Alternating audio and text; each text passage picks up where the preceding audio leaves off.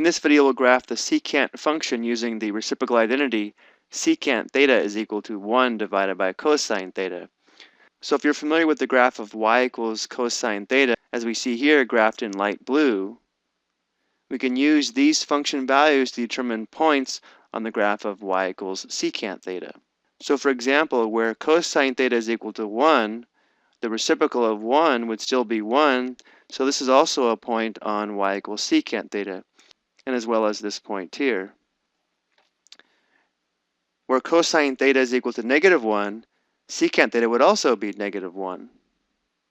So here are 3 points on the graph of y equals secant theta. Now let's consider where cosine theta would be 0. 1 divided by 0 would be undefined, so where cosine theta is 0, secant theta would be undefined, and that's actually where we'd have a vertical asymptote. So where cosine theta is 0, for example at pi over 2, secant theta would have a vertical asymptote.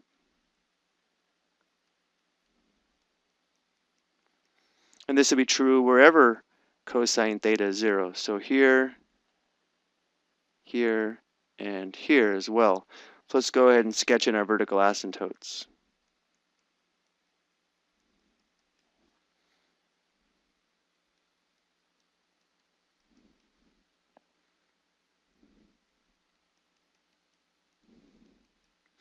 Okay, so now we're just left to determine some points on the graph of y equals secant theta in these various intervals. And let's start with the interval from negative pi over 2 to pi over 2.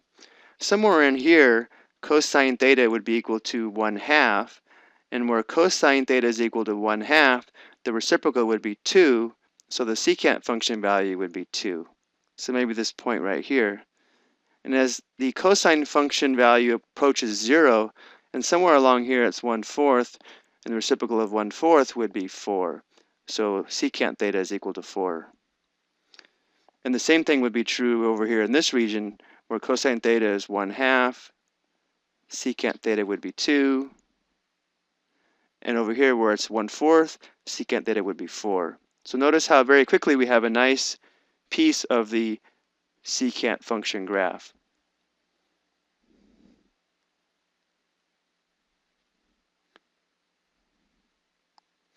And we can do the same between each vertical asymptote. Somewhere in here, cosine theta is equal to -1/2. The reciprocal of -1/2 would be -2. Somewhere over here, cosine theta is -1/4. The reciprocal is -4. Same thing over here, where cosine theta is equal to -1/2. The reciprocal would be -2. And where it's -1/4, the reciprocal is -4. Let's go and just do one more piece.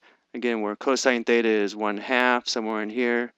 Secant theta would be 2 over here, as well as somewhere over here. And then where cosine theta is 1/4, secant theta would be 4 here, and maybe somewhere over here. So very quickly, we can come up with a graph of y equals secant theta based upon the fact that it's equal to 1 over cosine theta.